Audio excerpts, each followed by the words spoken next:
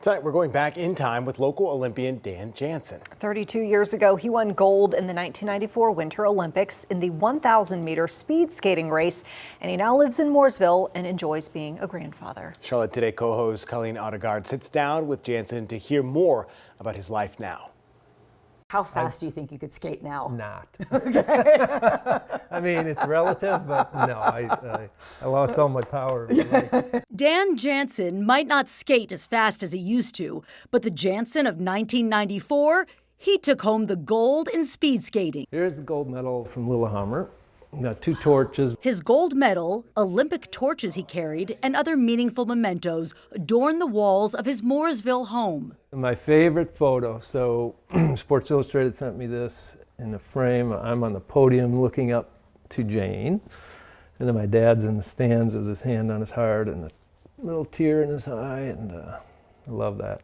I asked Dan if he remembers how he felt just prior to taking home the gold medal for Team USA. I was going into Lillehammer as favored in both my distances, 500 meters, 1,000 meters, and I hadn't been beaten all season, so I kind of thought, well, just go and do what you've been doing, and unfortunately I slipped in the last turn of the 500 meters.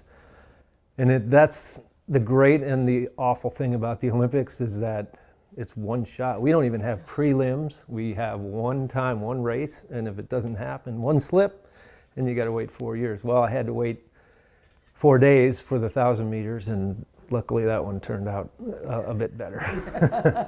That's great. These days, Dan is relishing his new role as a grandfather. My daughter, Jane, those who remember me carrying her on my victory lap, named after my sister, Jane, she had a baby girl in December, so we are thrilled about that, and mom and baby are doing great.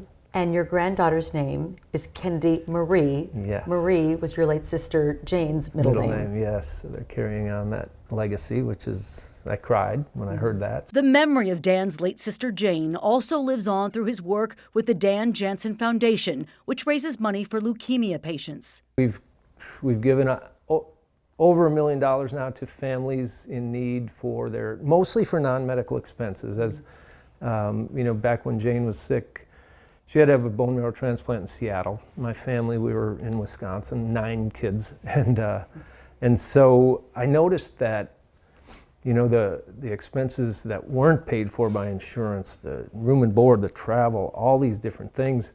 Sometimes it's car payments, house payments, that maybe one parent has to quit their jobs because the child is being treated, and so we help those families in need, and it's been great. We're still going strong.